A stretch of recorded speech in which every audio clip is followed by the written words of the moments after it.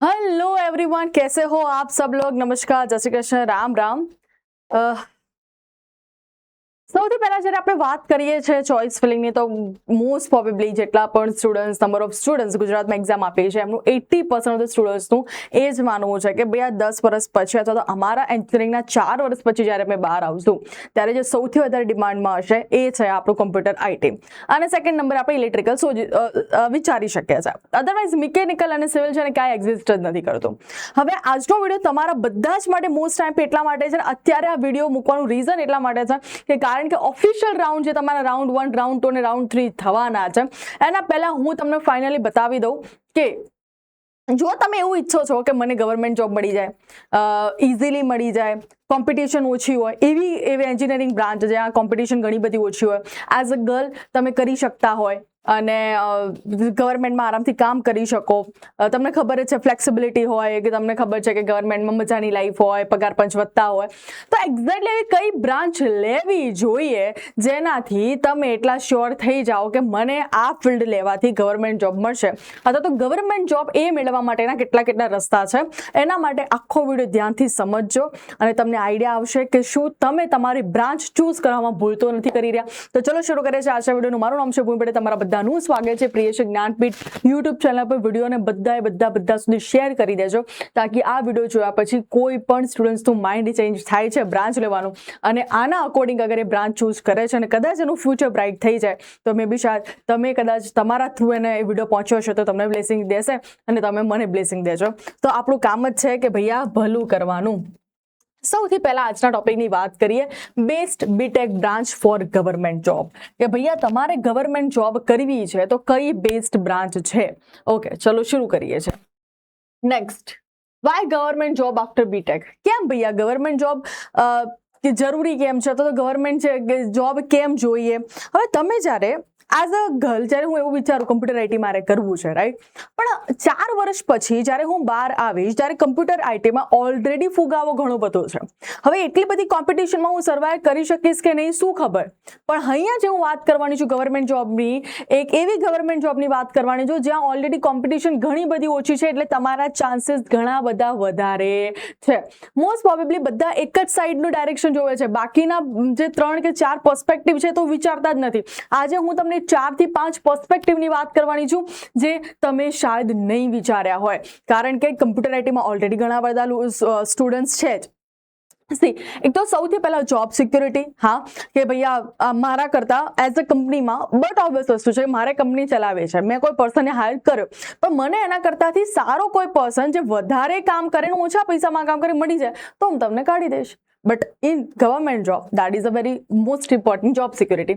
Attractive pay, yes ભાઈ, hike મળતો હોય છે, પગાર પંચ 7મું 8મું ખબર નહીં કેટલા પગાર પંચ પડતા હોય છે. સોશિયલ સ્ટેટસ ભાઈ, હા ભૈયા ગવર્મેન્ટ ઓફિસર છે, ગવર્મેન્ટ જોબ કરે છે, જ્યારે તમે મેરેજ કરવા જશો ત્યારે એક જ વસ્તુ કાફી છે, આ વ્યક્તિની ગવર્મેન્ટ જોબ છે, that's it. Work life balance સારું ચાલે, કેરિયર ગ્રોથ બી સાચો છે, અને nation building work on mega infrastructure defence અને space project that shape India, અને તમે ઘણી બધી સારી ગવર્મેન્ટ પ્રોજેક્ટમાં કામ કરી શકો છો અને એમાં તમને ઘણું બધું શીખવા પણ પડશે જે ઇવન તમે 4 વર્ષે તમારા એન્જિનિયરિંગ બ્રાન્ચમાં નહીં શીખ્યા હોય. સૌથી પહેલી top government exam for BTech engineering, તો ગેટની એક્ઝામ તમને બધાને ખબર હોવી જોઈએ. એટલે જે પણ સ્ટુડન્ટ્સને એવું છે કે ખાલી એકવાર એન્જિનિયરિંગમાં એડમિશન લઈ લીધું પછી લાઈફ સેટ છે તો લાઈફ બની ગઈ છે, તો ભૈયા ગલત. હકીકતમાં હવે તમારી લાઈફ બનવાની ચાલુ થવાની છે. ફર્સ્ટ સેમિસ્ટરથી જ ગેટની પ્રિપેરેશન ચાલુ કરી દેજો, અને ગેટનો કોર્સ આપણે લોન્ચ કરી દીધો છે પ્રિયસર વિદ્યાપીઠ પર. જો ભણવું હોય તો નીચે ડિસ્ક્રિપ્શનમાં લિંક મૂકી દઈશ, ત્યાંથી તમે બાય કરી શકો છો.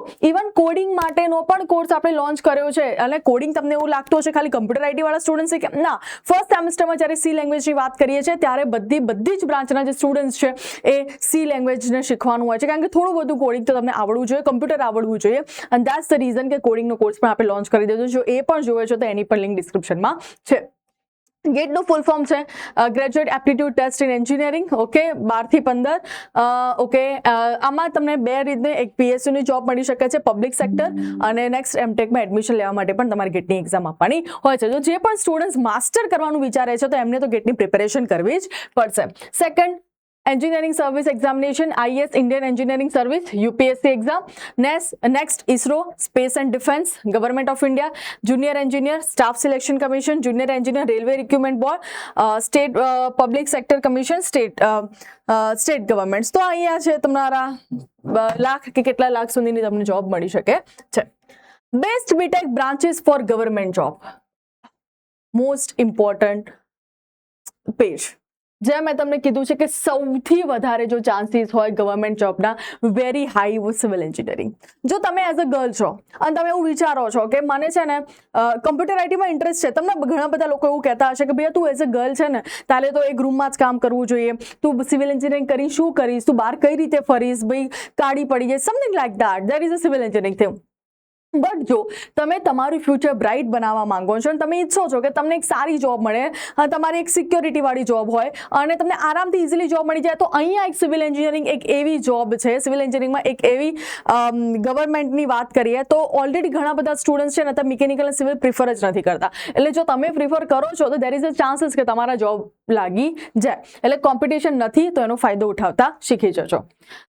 મિકેનિકલમાં પણ હાઈ છે, ઇલેક્ટ્રિકલમાં પણ હાઈ છે, ECEમાં પણ હાઈ છે, કમ્પ્યુટરમાં ઓછી છે, મીડિયમ લખેલું છે, કેમિકલમાં પણ વેરી લો ચાન્સીસ છે ને ઇન્સ્ટ્રુમેન્ટેશન એન્જિનિયરિંગમાં તો લો છે. એટલે સમજી ગયા દોસ્તો તમે ઇલેક્ટ્રિકલ, સિવિલ. તો પહેલા નંબર આપણે વાત કરીએ તો સિવિલ એન્જિનિયરિંગ ટોપ મોસ્ટ છે. જો તમે ગવર્મેન્ટ જોબ કરવા માંગો છો તો સિવિલ એન્જિનિયરિંગ પ્રિફર કરો. પછી મિકેનિકલ અને ઇલેક્ટ્રિકલ પણ સારું છે, ઇલેક્ટ્રોનિક્સ એન્ડ કમ્યુનિકેશન પણ તમે પ્રિફર કરી શકો છો. બટ કમ્પ્યુટર જો તમે પ્રિફર કરો છો તો તમે જે જોબ કરો છો બહાર કંપનીમાં એ જ છે. બાકી ગવર્મેન્ટ જોબ માટેના ચાન્સીસ ઘણા બધા તમારા ઓછા થઈ જશે. કી ફેક્ટર્સ છે વાય ચૂઝ ઈ. ભૈયા કેમ આપણે તમે ઈ ચૂઝ કરો? ફર્સ્ટ છે electrical engineering, best for government job છે. Okay, highest number of PhD vacancies every year. ભૈયા પબ્લિક સેક્ટરની ઘણી બધી વેકેન્સીઝ એવરી યર આવે છે. કોર સબ્જેક્ટ છે.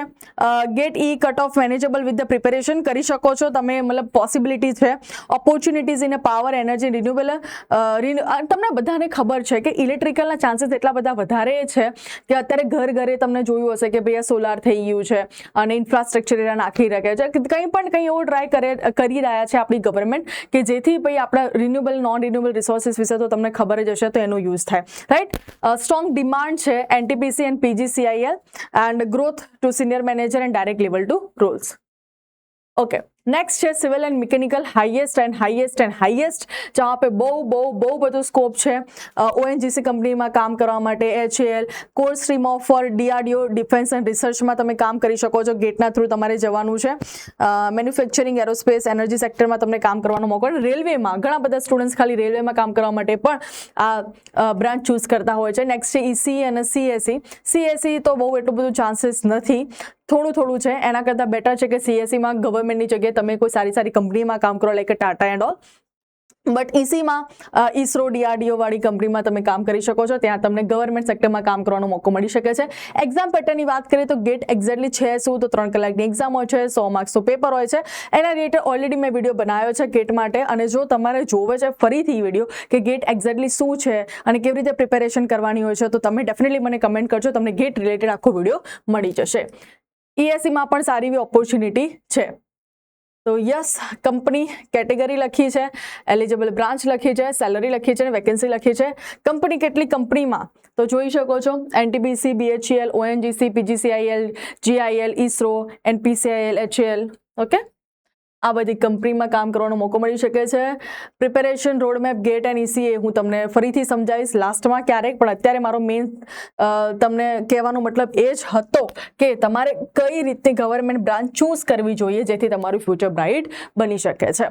તો એવા સ્ટુડન્ટ્સ જેને કમ્પ્યુટર આઈટીમાં ઇન્ટરેસ્ટ નથી, છતાં પણ જો પેરેન્ટ્સ અમને ફોર્સ કરી રહ્યા છે કે કમ્પ્યુટર આઈટી લે બેટા, એ જ ફ્યુચર છે, તો તમે કમ્પ્યુટર આઈટી સિવાય પણ થોડું હટકે વિચારી શકો છો, જેમ કે electrical engineering, electronic and communication engineering, mechanical અને સિવિલ. આ એવી 4 બ્રાન્ચ છે જેમાં તમે તમારું ફ્યુચર કમ્પ્યુટર આઈટી વાળા સ્ટુડન્ટ્સ કરતાં પણ વધારે બ્રાઇટ બનાવી શકો છો. આ વિડીયો તમારા માટે કેટલો હેલ્પફુલ રહ્યો જરૂરથી મને કમેન્ટમાં કહેજો. હજી એવા કયા ટાઈપ રિલેટેડ તમારે વિડીયો આપણી YouTube પરથી જોવે છે, ડેફિનેટલી એના માટે કમેન્ટ કરજો, હું વિડીયો બનાવીશ.